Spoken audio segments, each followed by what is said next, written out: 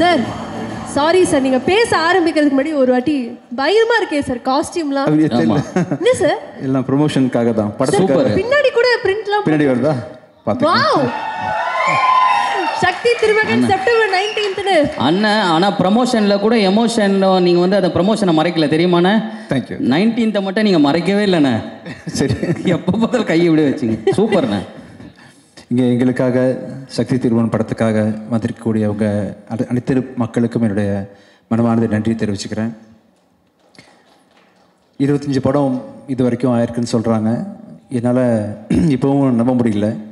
இப்போ தான் ஜீவா சங்கரோட டைரக்ஷனில் நான் படம் ஷூட்டிங் ஆரம்பித்த மாதிரி இருக்குது. நேற்று சட்டுன்னு பார்த்தா 25 படம். ஆக்சுவலி இந்த 25 படத்தோட கவுண்ட் வந்து பார்த்திங்கன்னா ஃபுல்லாக ஹீரோ நடித்த படத்தெல்லாம் சேர்க்கல அவங்க. அந்த கிழக்கு கடற்கரை சாலையை பார்த்துருக்கீங்களா?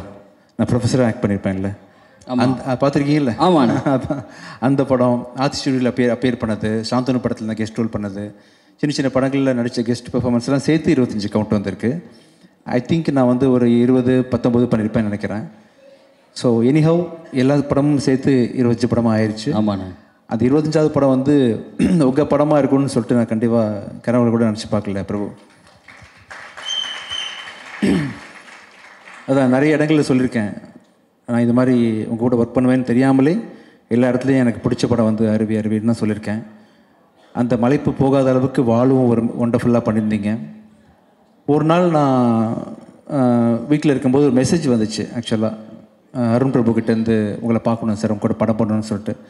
சத்தியமாக நம்பவே இல்லை பிரபு, நீங்கள் எனக்கு தான் மெசேஜ் பண்ணீங்கன்னு. விஜய் தேவரகொண்டா சில இன்டர்வியூவில் சொல்லியிருக்காரு, மச்சான் வா படம் பண்ணலாம் அப்படின்னு கேட்கும்போது, இல்லை மச்சான் நான் வரேன் மச்சான்னு சொல்லியிருப்பீங்க. நீங்கள் தான் வந்து பிஸியாக இருக்கேன், இல்லை அந்த கதை மேட்ச் ஆகலைன்ற மாதிரி உங்கள் பதிலெலாம் சொல்லியிருக்கீங்க. ஒருவேளை விஜய் தேவரகொண்ட அவருக்கு போகிற மெசேஜ் எனக்கு தெரியாமல் போட்டிங்களோன்னு நினச்சி பார்த்தேன். அப்புறம் நீங்கள் நேரில் வந்து பார்க்கும்போது கூட நீங்கள் கதை சொன்ன விதம், பர்சனாலிட்டி எல்லாத்தையுமே வந்து ரொம்ப மலைச்சி தான் பார்த்துட்டு இருந்தேன். நீங்கள் வர்றதுக்கு முன்னாடியே வந்து இந்த படத்தை பண்ணிடணுன்ற முடிவோடு தான் மீட் பண்ணேன். ஃபஸ்ட் ஆஃப் சொல்லும்போது வேறு லெவல் பட்ஜெட்டு. இந்த படத்தில் நான் வழக்கமாக மீடியம் பட்ஜெட்டாகவே பண்ணி பழக்கப்பட்டேன்னா வந்து இந்த படத்தை பண்ண முடியுமான்னு என்னால் வந்து நோன்னு சொல்ல முடியாது. வந்து கேட்குறது அருண் பிரபுவாச்சு, சரின்னு ஒத்துக்கிட்டேன். கதை வேறு பயங்கரமாக இருந்துச்சு, ஒரு வழியில் பண்ணி ஆகணும்னு சொல்லிட்டு செகண்ட் ஆஃப் கேட்டு முடித்தேன். எனக்கு கதை புரியல. ஏன்னா ஃபுல்லாக அரசியல் பொறுத்த வரைக்கும் பெரிய அறிவுலாம் எனக்கு கிடையாது. சரி ஏதோ அருண் பிரபு தானே சொல்கிறாரு, கண்டிப்பாக அருவியில் நிறைய அரசியல் பேசியிருப்பார், மக்கள் சார்ந்த அரசியல் நிறைய இருக்கும் அவர்கிட்ட. ஸோ ஃபஸ்ட் ஆஃப் கேட்ட உடனே வேறு நம்ம வரும்போதே முடிவு பண்ணிட்டேன். ஆனால் பயங்கர செலவாகும் போல் இருக்கே, பட் என்ன பண்ணுறது, அருண் பிரபு கேட்டார் பண்ணிடலான்னு சொல்லிட்டு கதையும் வேறு லெவலில் இருந்துச்சு. செகண்ட் ஹாஃப் கேட்கும்போது எனக்கு ஒன்றுமே அரசியல் தெரிக்குது, வசனங்கள்லாம் வந்து புரியல, இது என்ன சொல்ல வரான்னு தெரியல. சரி படம் போட்டு கடைசியில் நிறைய என்னோடய ஃப்ரெண்ட்ஸ் பார்த்தாங்க, எதுவும் குறியீடு இதாக வச்சுருக்காரா படத்துக்குள்ளே அப்படின்னு சொல்லி பயந்து கேட்டேன். குறியீடு இல்லை சார், டைரெக்டாக சொல்லியிருக்காரு. நேராக தெரிக்குது, உங்கள் நிலைமை என்ன ஆகும்னு தெரியல இந்த படத்துக்கு அப்புறம்னு சொல்லிட்டு என் ஃப்ரெண்ட்ஸ்லாம் சொன்னாங்க. என்ன ஆனாலும் இது ஆர்ட் ஃபார்முக்குள்ளே இருக்குது பிரபு, ஆர்ட்டாக தான் நீங்கள் பண்ணியிருக்கீங்க. என்ன நீங்கள் எப்படி சொல்லியிருந்தாலும், எந்த கட்சியை பற்றி நீங்கள் என்ன பேசியிருந்தாலுமே இதை வந்து எல்லாருமே கண்டிப்பாக படமாக மட்டும்தான் பார்ப்பாங்க. நானும் அப்படி தான் பார்த்தேன். So one of the very important film in my career. Thank you so much. And ஒரு படம் உருவாகுதுன்னா வந்து அதுக்கு டைரக்டர் எவ்வளோ முழு முதற் காரணம் எனக்கு நல்லாவே தெரியும். ஒரு கதையை எனக்காக எழுதி சுமந்து ஒரு 5 வருஷம் ப்ராசஸ் பண்ணி வாழ்க்கை அப்புறம் 4th இயரில் இது ஆக்சுவலாக 4-5 வருஷம் எனக்காக அந்த கதையை கொண்டு வந்து என்னை ப்ரெசென்ட் பண்ணதுக்கு ரொம்ப ரொம்ப நன்றி. இப்போ பெருமை மிகு படமாக இந்த படம் வந்து இந்த கம்பெனிக்கு அமைஞ்சிருக்கு. Thank you so much. Thank you so much. Super. இந்த படம் வெற்றியை தொடர்ந்து நான் இன்னும் நிறைய பேருக்கு வந்து நிறைய ஆப்பர்ச்சுனிட்டி கொடுக்க முடியும். இந்த வெற்றி எனக்கு கொடுக்க போகிறத நினைக்கும் போது தேங்க்யூ ஸோ மச். அப்புறம் ஒவ்வொரு படமும் உருவாகிறதுக்கு காரணம் வந்து கண்டிப்பாக இப்போ ஒரு கண் நீங்கள் தான், இன்னொரு கண் வந்து கேமராமேனோட கண். ஷெல்லியோட உழைப்பு வந்து மிகப்பெரிய உழைப்பு. ஒரு ஹஸ்பண்ட் ஒய்ஃபு கூட இந்த அளவுக்கு காம்பினேஷன் இருக்குமான்னு தெரியல. அவங்க சார் சொன்ன மாதிரி குசுன்னு பேசிப்பாங்க, என்ன பேசிக்கிறாங்கன்னு தெரியாது. வேறு லெவல் காம்பினேஷன் நீங்கள் 2 பேருமே. கடைசி வரைக்கும் நீங்கள் 2 பேருமே சேர்ந்தே படம் பண்ணணுன்னு ஆசைப்பட்றேன் ஆக்சுவலாக. Thank you so much. Arun Prabhu Shelley கூட்டணியில் இன்னொரு படமும் தயாரிட்டு இருக்கு, நம்ம கம்பெனியில் பண்ண போகிறோம். அதை பற்றின அறிவிப்புகள் வந்து கூடிய சீக்கிரம் நான் சொல்கிறேன் கூட. Thank you so much. அப்புறம் மகாராஷ்டிராலேருந்து ஒன்று, கேரளாலேருந்து ஒன்றுன்னு சொல்லிட்டு ஹீரோயின் நமக்காக கொடுத்துருக்காங்க. சார் எப்படி சார் அது how is it even possible? உங்களுடைய படத்தில் மட்டும்தான் சார் இப்போ 2 states 3 states இந்த மாதிரி ரீயூனியன்லாம் நடக்குது சார். ஆமாப்பா, பேன் இந்தியாவை இப்படி கிரியேட் பண்ணுறோம். அதான் ஃபுல்லாக டைரக்டரோட சாய்ஸ் தான். ஓகே. வழக்கமாகவே அவரோட அருவி படம் அண்ட் வால் படத்தெல்லாம் பார்த்தீங்கன்னா ஹீரோயின் செலெக்ஷன் ரொம்ப பெக்யூலராக இருக்கும். இந்த படத்தில் யார் செலக்ட் பண்ண, நான் எல்லா கான்டாக்டும் கொடுக்குறேன் அவர்கிட்ட, தெரிஞ்சவங்க, நடித்தவங்க, டாப்பில் இருக்கிறவங்க எல்லாத்தையும் கொடுக்கும்போது, இல்லை சார் நான் ஒரு பெக்யூலராக தேடிட்டு இருக்கேன்னு சொல்லிட்டு கடைசியாக வந்து திருப்தியை செலக்ட் பண்ணி ஃபோட்டோ காமிச்சார். அப்போ தான் வெரி பெக்யூலியர் ஃபேஸ். இந்த படத்தில் வந்து இந்த கேரக்டருக்கு வந்து இவங்க இந்த மாதிரி ஒரு ஒரிஜினல் எமோஷன் ஃபீலிங் கொடுக்க முடியாது யாருனாலையுமே. சூப்பர். இவர் படத்தை பார்த்தீங்கன்னா ஆக்சுவலாக சினிமா மாதிரி தெரியாது. ரியல் கேரக்டர்ஸ், யாருக்கு மேக்கப் கிடையாது. ஆக்சுவலாக ஒருத்தர் கூட மேக்கப் இல்லாமல் ரியலாக வேர்த்து விறுவிறுத்து படம் பண்ணி வித்தியாசமான ஒரு எக்ஸ்பீரியன்ஸ் எனக்கு. அண்ட் அவர் கூட நிறைய கற்றுக்கிட்டேன், நிறைய இன்புட் எனக்கு கிடைச்சிது. ஆஸ் அ டைரக்டராக நிறைய எனக்கு உங்களை அறியாமல் எனக்கு சொல்லிக் கொடுத்துருக்கீங்க Prabhu. And thank you so much sir. உங்கள் கூட ஒர்க் பண்ணது ரொம்ப சந்தோஷம் எனக்கு. And assistant directors, technical team, இந்த நிகழ்ச்சியை வந்து இவ்வளோ சர்ப்ரைஸ் கொடுத்தவங்க எல்லாருக்கும் என்னோட மனமான நன்றி. And once again Dhananjayan sir, எங்கே இருந்தாலும் உங்களோட விஷிங்ஸ் எனக்கு எப்போவுமே இருக்குது, உங்கள் விஷஸ் இருக்குது. Thank you so much sir. இந்த படத்துக்கு அப்புறமா நம்ம கம்பெனி இன்னொரு ஸ்டாண்டர்டுக்கு போவோம் நம்புகிறேன். Thank you so much Prabhu. Thanks again. இங்கே வந்து இந்த விழாவை சிறப்பிச்சு கொடுத்த அத்தனை பேருக்கும் நன்றி. அண்ட் இன்றைக்கி வந்து முக்கியமான நாள் அப்படின்றதுனால நூறுசாமி அனௌன்ஸ் பண்ணிடலான்னு சொல்லிட்டு அனௌன்ஸ் பண்ணோம். நூறுசாமி வந்து மே மாதம் 1ஆம் தேதி திரைக்கு வரும். சசி சார் சொன்ன மாதிரி அது பிச்சைக்காரனை விட 1 இன்ச்சாவது கண்டிப்பாக மேலே இருக்கும். Thank you so much. Thank you sir. ஆனால் உங்களை அப்படியே விட போகிறது கிடையாது. தனஞ்சயன் சார் பேசும்போது 2026 வந்து வேறு பிளான்ஸ்லாம் இருக்காது சார் வந்து சொல்லுவார் அப்படின்னு ஒரு விஷயம் அப்படி சொல்லிட்டு போயிட்டாரு. ஆனால் அந்த 2026 வேறு பிளான்ஸ்னோட எங்கள் மைண்டில் என்னப்பா அப்படி ஒரு மாதிரி போயிடுச்சு. அது என்னன்னு தெரிஞ்சுக்கணும் மாதிரி க்யூரியஸாக இருக்குது சார். வேற ஆங்கர் வச்சுக்கலாம் தான். இல்லை அந்த மாதிரி அது உங்களுடைய பிளான் எனக்கு தெரியும் கதிர். அது யாரோ சார் ஒரு நிமிஷம் சார், ஒரு யார் அது விசில் அடிச்சது? உனக்கு பிடிக்காதவங்க தான். அது நியாயமே கிடையாது சார். அது அரசியல் தான் அப்படின்னு நீங்கள் நினச்சிட்டு இருப்பீங்க இல்லையா? அது கிடையாது. அதெல்லாம் இல்லைங்க. எனக்கு அரசியலெல்லாம் இப்போதைக்கு ஆர்வம் இல்லை. அது வேற ஒரு பிளான். இப்போ நிறைய யங்ஸ்டர்ஸ்க்கு வந்து ஆப்பர்ச்சுனிட்டி கொடுக்கறதுக்காக நான் வந்து தேடி கால் இப்போ இன்ஃபேக்ட் நம்ம ரோமியோ டைரக்டர் விநாயக்கெல்லாம் நான் தான் கால் பண்ணி கூப்பிட்டேன், ஜோஷோவை கால் பண்ணி கூப்பிட்டேன். விஜய் ஆண்டனியோட தனிப்பட்ட பலத்தினால வந்து எனக்கு வந்து வருஷத்துக்கு ஒரு 4 படம் தான் ப்ரொடியூஸ் பண்ண முடியும், இல்லை அதிகபட்சம் 5 ப்ரொடியூஸ் பண்ண முடியும். பட் இன்னும் நிறைய பேருக்கு உதவி பண்ணணும், நிறைய புது இயக்குநர்களை ஊக்குவிக்கணும், நல்ல கண்டென்ட்டை நிறைய லாங்குவேஜஸில் கூட ப்ரொடியூஸ் பண்ணணும்னு ஆசை இருக்குது. அது தனியாக என்னால் பண்ண முடியாது. அதுக்கு வந்து பெரிய பலம் வேணும். அந்த பலம் வந்து தனியாக எனக்கு கிடைக்காது. அது விஜய் ஆண்டனி ஃபிலிம் கார்பரேஷன் வந்து பப்ளிக் லிமிட்டடாக மாறினா தான் கிடைக்கும். அப்படின்றதுனால 2027 வந்து விஜய் ஆண்டனி ஃபிலிம் கார்பரேஷன் வந்து பப்ளிக் லிமிட்டடாக மாறப்போகுது. தேங்க்யூ. அதான் super. Thank you. Sir, I think this is why we celebrate யூன்னு நினைக்கிறேன். Thank you sir.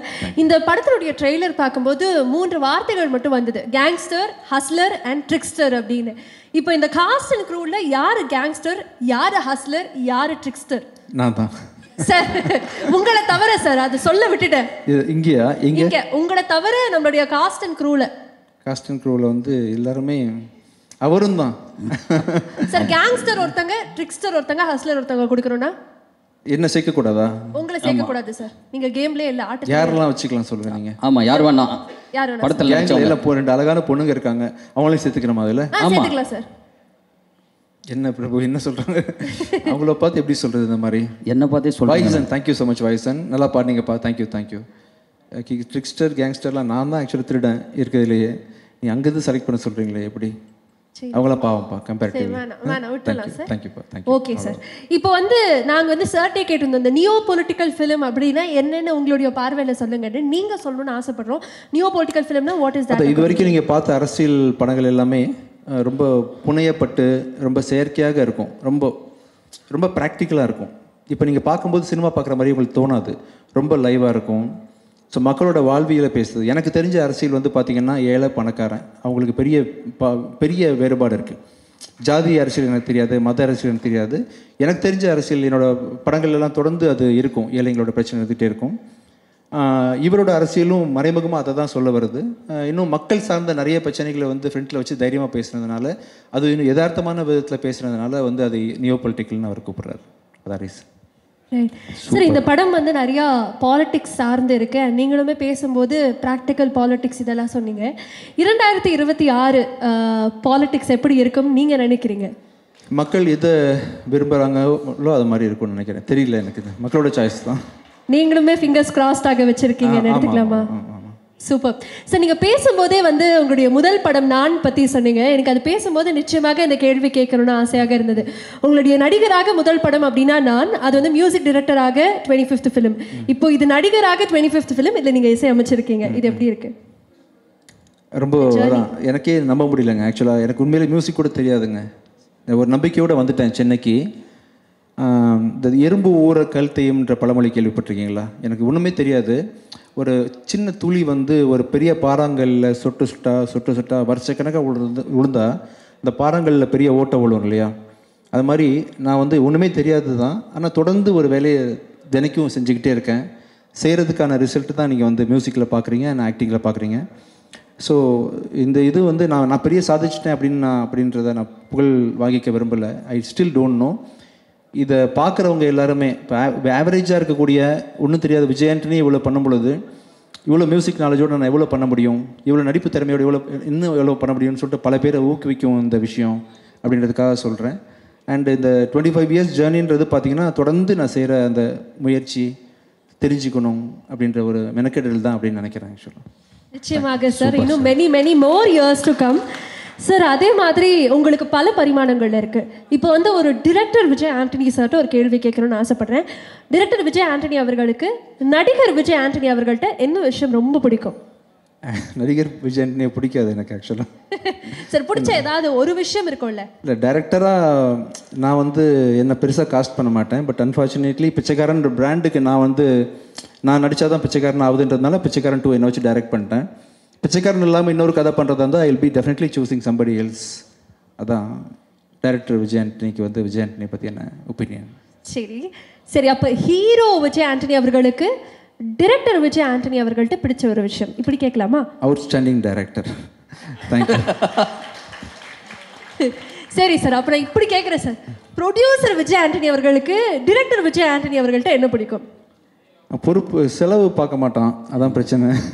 கண்ணு மண்ணும் தெரியாமல் செலவு பண்ணுவான், கேர் பண்ணிக்க மாட்டான், பட்ஜெட் பற்றி. கண்டென்ட் தான் முக்கியம்னு நினைப்பான். அதனால் ப்ரொடியூசர் விஜய் ஆண்டனி ஆமாம் கொஞ்சம் கவலை தான். Okay sir. சரி சார், நீங்கள் வந்து இப்போ ரொம்ப நேர்மையாக பதில் சொல்கிறீங்க. அதே மாதிரி உங்களுடைய மனசாட்சி இங்கே வந்தால் எப்படி இருக்கும் அப்படிங்கிறத பார்க்கணுன்னு ஆசைப்பட்றோம். ஸோ நான் வந்து சில கேள்விகள் கேட்க போகிறேன். உங்களுடைய மனசாட்சியாக வந்து நம்மளுடைய கதிர் அவர்கள் இருக்க போகிறாங்க. ஸோ நீங்களும் ஒரு பதில் சொல்வீங்க. உங்களுடைய மனசாட்சி என்ன பதில் சொல்லுது அப்படிங்கிறத வந்து நாங்கள் பார்க்க. ஏற்கனவே ஒரு 30 கேள்வி கேட்டீங்க. நான் மனசாட்சி அண்ணனோட மனசாட்சி க்ளோஸ். ஓகே. அப்போ இவ்வளோ நேரம் நான் தெரிய மாட்டேனா? கேட்டுடா, மனசாட்சி ரெடியா நீங்க? கண்டிப்பா. ஓகே. ஆனா உங்க மனசாட்சியா ஒரு 2 நிமிஷம் இருந்துக்கிறேன் நான். சரிப்பா. சார் இப்போ வந்து ஒரு இசையமைப்பாளராக விஜய் ஆண்டனி அவர்களுடைய மியூசிக் வந்து 90s கிட்ஸ்க்கும் பிடிக்குது, ஜென்சிஸ்க்கும் பிடிக்குது இல்லையா? ஆனா இப்ப இருக்கக்கூடிய ஜென்சி மியூசிக் டைரக்டர்ஸ் 90s கிட்ஸ்க்கு பெருசா பிடிக்கிறது இல்லை. என்ன காரணம்? உங்களுடைய மியூசிக் படி எப்படி எல்லா ஆடியன்ஸையும் கவர் பண்ணுது? 90s கிட்ட நீ அதை சொல்லிடு, ஏன் பிடிக்கலன்னு. என்னுடைய மனசாட்சியா இல்ல, அவருடைய மனசாட்சியா? 90s கிட்ஸ்க்கு பிடிக்கலையா? உங்களுடைய மியூசிக் எல்லாருக்கும் பிடிக்குது சார். ஓகே. ஆனா 90s கிட்ஸ் அட்ராக்ட் பண்ற மாதிரி இப்ப இருக்கக்கூடிய மியூசிக் பெருசா இல்ல அப்படின்னு சொல்லி சொல்றாங்க. இல்ல, பிடிக்க தான் செய்யுது. நிறைய பேர் என்கரேஜ் பண்ணி கேட்குறோம். நம்ம அனிருத் மியூசிக் கேட்குறோம், இமான் மியூசிக் கேட்குறோம், சாயிப் கேட்குறோம். நல்லா தானே இருக்கு, எல்லாமே நல்லா இருக்கு. ஓகே. மனசாட்சி நீங்க அதான் நல்லா இருக்கு. அவரே சொல்லிட்டு அப்புறம் மனசாட்சி மட்டும் வேறையா சொல்ல போகுது. நல்லா இருக்கு, என்ன கோத்து விடலான்னு பாக்குறியா? சரி, ஓகே சார். நீங்கள் வந்து நிறைய புது முகங்களை இன்ட்ரடியூஸ் பண்ணிட்டு இருக்கீங்க இல்லையா? அந்த மாதிரி அடுத்தடுத்து என்னென்ன விஷயங்கள் காத்துட்ருக்கு சார்? புது டைரக்டர்ஸ், புது கண்டென்ட்ஸ் தான். நிறைய பேர் வந்து முடிஞ்ச வரைக்கும் இந்த விஜய் கார்பரேஷன் ப்ரொடியூஸ் பண்ணுற படங்களில் 90% வந்து நியூ டைரக்டர்ஸ் இருக்கிறதுக்கு ட்ரை பண்ணுறேன். அதான் மனசில் இருக்குது இப்போதைக்கு. சார் இப்போ பொதுவாக சினிமான்னு எடுத்துக்கிட்டோன்னா சில டெர்மினாலஜிஸ்லாம் பயங்கர ட்ரெண்டாக இருக்குது. இப்போ ஃபார்ஸே வந்து ஒரு pan Indian film, universal film, இல்லை ஒரு யூனிவர்ஸ் கிரியேட் பண்ணுறது, மல்டிவர்ஸ் கிரியேட் பண்ணுறது, அந்த மாதிரி. ஸோ விஜய் ஆண்டனி அவர்களுடைய யூனிவர்ஸில் நீங்கள் ஒரு 4 நடிகர்களை வந்து உள்ளே சேர்த்து நடிக்கணும் அப்படின்னா அந்த 4 நடிகர்கள் யாராக இருப்பாங்க? கதிர் கண்டிப்பாக. கல்யாணியும் ஆக்ட்ரஸ் தானே, அதனால் உங்களையும் சேர்த்துக்கிறேன். Okay sir. 2 இது இல்லாமல் வேறு யார் இருக்கா? இன்னும் 2 பேர் சொல்லணும் சார் நீங்க. 2 பொண்ணு சார், திருப்தி அண்ட் ரியா 2 பேரும் வச்சுக்கலாம். சார் இது எல்லாமே இப்படி ஆங்கரே ட்ரிக் பண்ற மாதிரி பதில் சொன்னா நாங்க எப்படி ரொம்ப இப்போ இதுக்கு மனசாட்சி என்ன பதில் சொல்றதுன்னு யோசி. ஓகே மனசாட்சி சொல்லுங்க. நியாயமா பேசுறாரு, அப்புறம் என்னது கதிர்னு சொல்லிட்டாரு, அப்புறம் அதுக்கு மேல மனசாட்சி பேசுறதுக்கு வாய்ப்பே இல்லை. இவங்க 2 பேரும் ஒரு பிளானிங்கோட இருக்காங்கன்னு நினைக்கிறேன். But anyways Vijay Antony sir ஒரு பெரிய பெரிய பெரிய நன்றி. எனக்கு வந்து ரொம்ப நிறைவான ஒரு தருணமாக இது ஃபீல் ஆகுது. Before I say a big thank you to you, உங்களை பத்தி ஒரு சில மீம்ஸ் மட்டும் காத்துட்டு இருக்கு, அது மட்டும் பார்த்துடலாமா? கண்டிப்பா, ஷூர். எஸ்.